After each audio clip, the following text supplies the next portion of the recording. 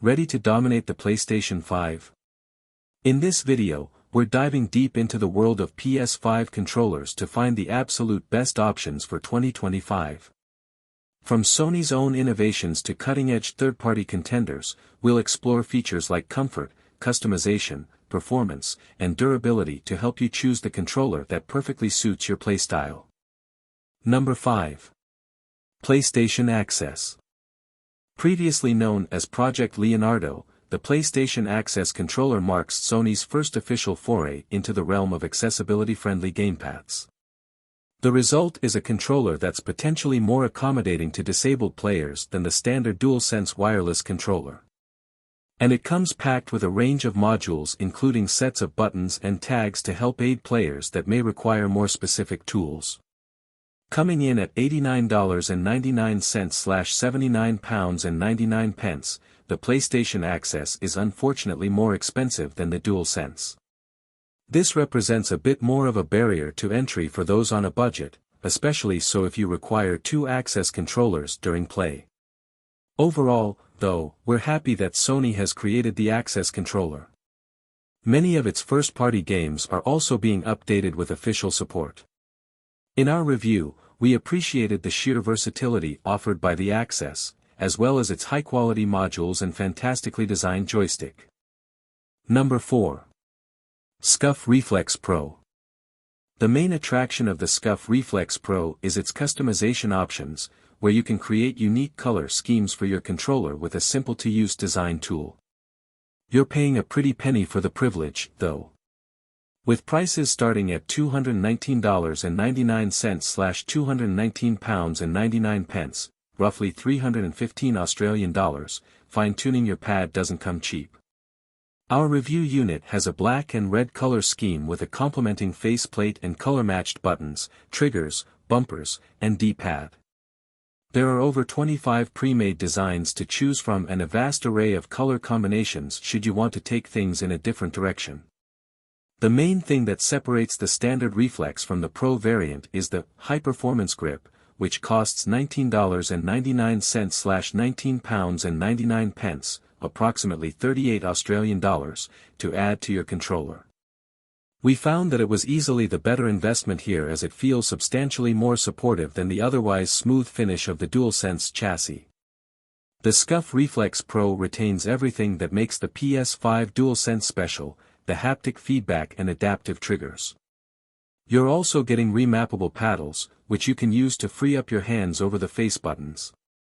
Ultimately, we found these functions are ultimately secondary to the design customization. If you've dreamed of having a particular color combo for your PS5 controller with the extra coin to spend, this is a great start. Number 3. Victrix Pro BFG.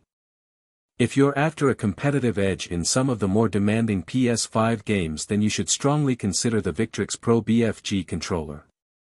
That's because this gamepad features not only 5 different levels of trigger adjustments, for remappable back paddles, and multiple sticks and D-pads to choose from but also an entire fight pad module, too.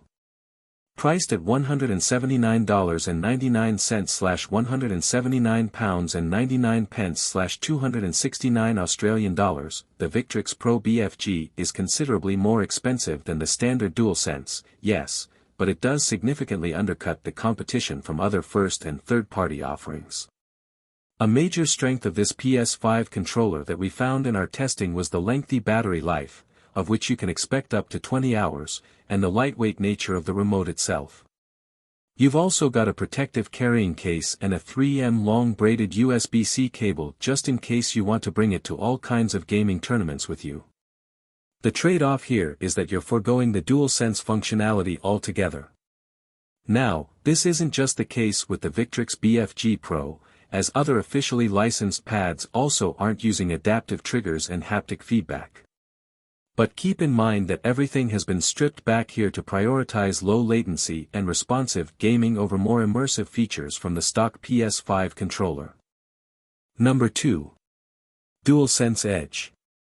While the DualSense Edge is only a slight improvement over the stock model, what's offered here with this upgraded version is more likely to appeal to hardcore gamers. Priced at $199.99/£209.99/339 Australian dollars and 95 cents, this gamepad isn't meant to replace the standard PS5 controller. The biggest upgrade with the DualSense Edge is in the build quality and aesthetic tweaks. It's down to the redesigned triggers, touchpad, and slightly heavier chassis. It feels like a premium product while offering the extra functionality you should expect from a controller that's more than double the cost of a standard DualSense. We particularly enjoyed the adjustable trigger stops, rear paddles, and function buttons which made a real difference in games like Call of Duty Modern Warfare 2 and Returnal. Depending on how you play on your PS5, you'll either notice these additions as game changers or nice extras. The one thing that the DualSense Edge doesn't address is the battery life. You can expect anywhere from 6 to 8 hours, depending on what features you're using. We found that the controller averaged just over 7 hours before going flat when utilizing everything that the Edge could do. Seeing as some PS5 controllers aimed at the esports scene strip away core DualSense functionality and cost more than this, such as with the Razer Wolverine V2 Pro, we think this model is a good investment for those who will use it to its full potential. Number 1. DualSense Wireless Controller. The DualSense Wireless Controller takes the top spot as the best PS5 controller right now. It offers excellent build quality and features even higher-end alternatives don't. We've been using this particular controller now for over 3 years to great success because of the genuinely innovative inclusions of haptic feedback and adaptive triggers, which both first and third-party game developers are utilizing in exciting ways. Extra features aside, the DualSense is just an incredibly well-designed gamepad to have in your hands. A little caveat than the DualShock 4 that shipped with the PS4, this makes for a controller that's more comfortable to use for long play sessions. Every aspect of the controller, such as the face buttons, the D-pad, and those all-star triggers, feels great to the touch. Where the DualSense is let down by the battery life. All these extra bells and whistles come at a cost. You can expect anywhere from 4 to 8 hours of use between charges. We often found ourselves reaching for the included USB-C cable when going the distance in longer titles such as God of War Ragnarok and Ghost of Tsushima. You will find all the links of these products in the description below. Comment below and tell us which PS5 controller you were considering. Thanks for watching this video. Don't forget to hit the like button and share with your friends, and if you are new to the channel then subscribe and hit the bell icon for future updates.